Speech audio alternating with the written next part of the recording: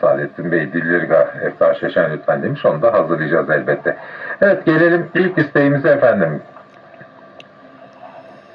Sevgili İlkay Karabiber, İzmir'den Ferhat Yavaş, Deniz Yıldız, Göksel Çakmaklı, teknik masa ve dinleyici dostları armağan olsun. Aldanköy, Akören, Konya'dan da bir manzarayla isteğini yapmış.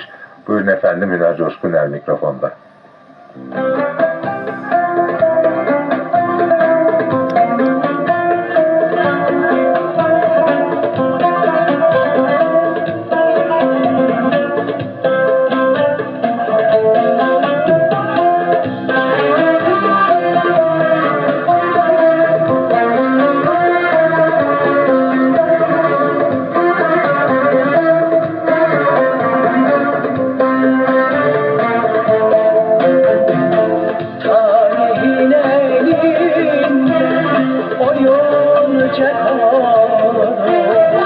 Kader böyleymiş,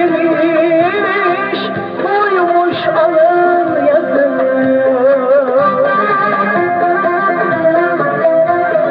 Zalim elimden sarardım saldım. Şimdi gönlüm kırık, yaralı koşuyor.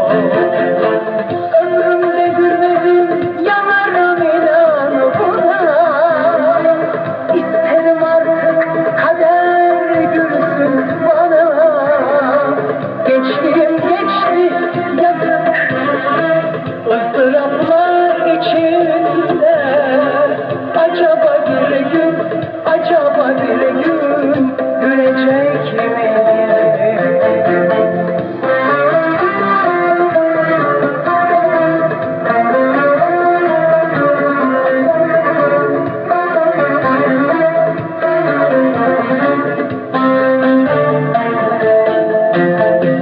Sensiz geçen günler karanlık geceler, gel sensiz yaşamak bitmeyen işkencedir.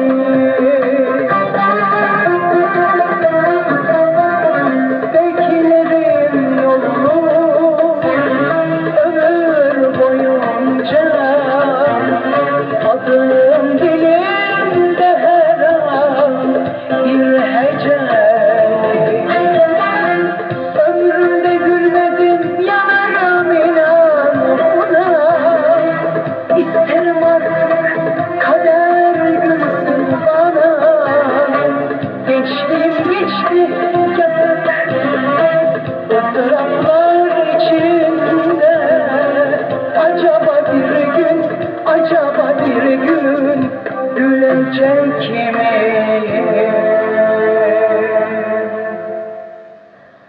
Sevgili İlkay Karabiber için de efendim, Hüner Coşkun'u dinledik. Ayrıca bu şarkıyı oradan Leyla Çabuk'a da armağan etmiş olalım gıyabında. Bugün mesajını göremedik ama düzenli olarak sanki haftada bir bu şarkıyı istiyor, seviyor. Leyla Çabuk için de etmiş olalım.